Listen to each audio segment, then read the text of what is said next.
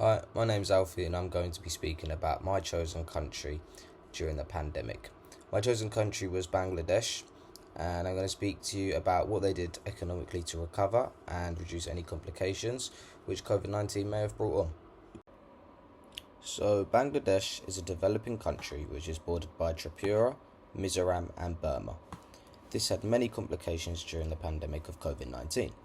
During my next few slides, I'm going to talk about the three major economic categories which were affected during the pandemic. One of these is imports and exports, which are what a country gets from other countries and sends to other countries in simple terms.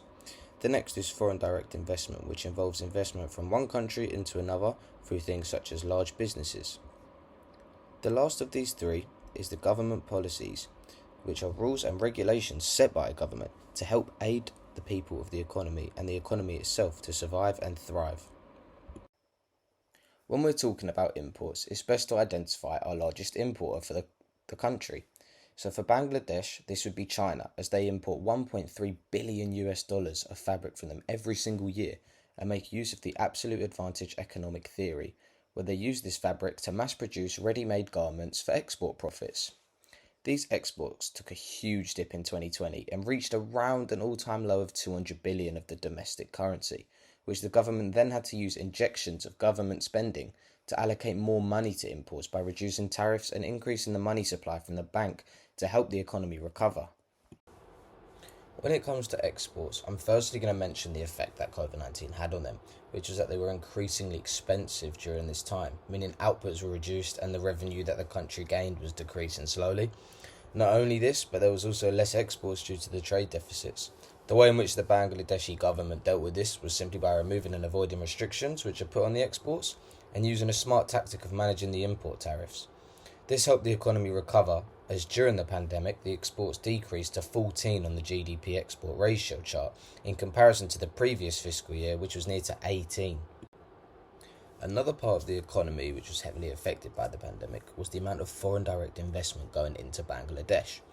This is basically just the investments from one country into another, such as Bangladesh, whether it's businesses or for the country as a whole. This is so important for the economy as it drives a lot of the country's wealth and actually has a huge impact on how many people are able to have jobs, as this investment brings so many to the country. So when we're talking about figures, just before the pandemic, there was around 3.5 million US dollars of foreign direct investment, which then declined down all the way to 2.5 the year the pandemic started, and only started to rise back up a year later and still didn't reach its original figure. The way that this slow recovery was made by the Bangladesh government choosing to reduce trade implications and having large amounts of money being injected into the community for public spending to increase, making the country seem more suitable for investors, meaning that more people move there, invest there, and more jobs are created. Personally, I think government policies were one of the most helpful things for Bangladesh during the pandemic, purely because this impact that it had was to help the economy was so large. Not only did the government allocate a huge sum of 50 million domestic currency for workers' salaries in the export businesses, but they also gave out other stimulus packages such as a trillion domestic currency worth to increase public spending, yet again which helped out so many businesses, as well as offering around 32 billion domestic currency of low interest credit for farm workers and other people who are most likely to struggle during these hard times.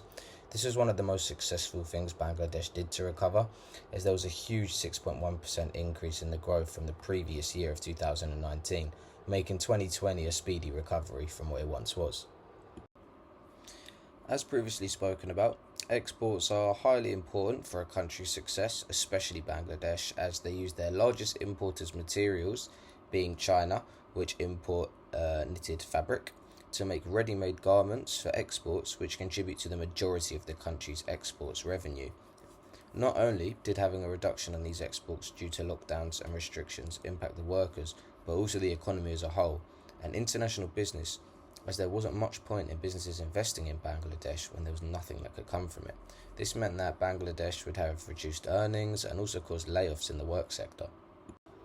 So, overall, the economy in Bangladesh has recovered pretty well. However, some areas are still in need of improvement and aren't where they once were, such as foreign direct investment.